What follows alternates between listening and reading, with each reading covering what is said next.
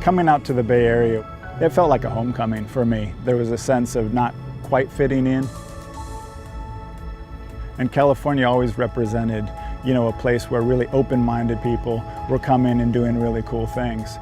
You have some of the most amazing yoga teachers, meditation teachers that are out here. There's a yoga studio on every block. People are using this as a way to reduce stress and be able to do their jobs, but what about all of the at-risk youth, the homeless youth who need support probably more than anybody? And how do you make these classes accessible for that population?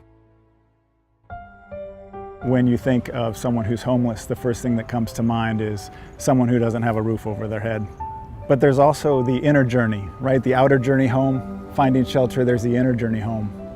How do you deal with the stress of being homeless and really reestablishing a sense of home within yourself? The partnership between the Osher Center for Integrative Medicine, part of UCSF Hospital, and Larkin Street Youth Services, it's an innovative program that's bringing mindfulness and yoga and a lot of different practices for what I talk about is cultivating the heart. So how do you develop compassion? How do you develop kindness, optimism?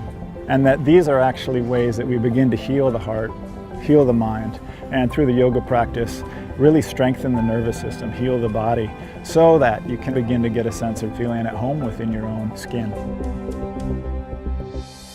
There's a quote by Viktor Frankl, between stimulus and response there is a space. And in that space is the power to choose our response. And that is where lies our power and our freedom.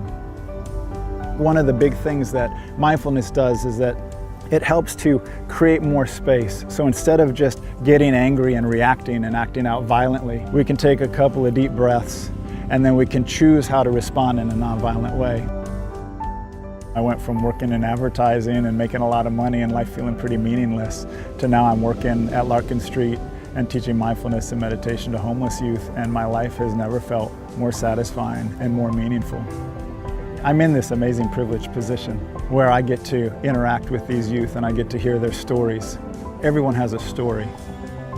And when you have an opportunity to get to meet these youth, you can't help but recognize that you're meeting somebody who's incredibly strong, and that there was a real lack of love and support, and that all that requires is bringing in the love and the support that they didn't have then, that any human being needs, and that they begin to flourish. And what begins to come forward is that you have incredibly creative, intelligent, empowered youth who have big goals, they have big dreams, and they have the capacity to do it.